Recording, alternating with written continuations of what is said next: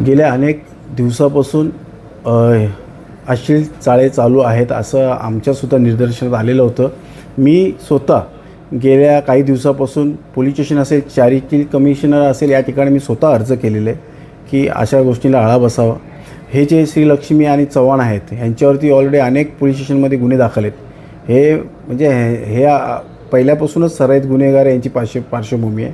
त्यामुळे आम्ही संचालक म्हणून त्या मॅनेजमेंटच्या माध्यमातून ह्यांना त्या ठिकाणी शाळेमध्ये बंदी घालण्याचा प्रयत्न करतो आहे. त्याचप्रमाणे ही जी शाळा आहे ही शासनाच्या ताब्यात घ्यावी, जेणेकरून शासनाची समिती बसून ती शाळा सुरळीत बसावी.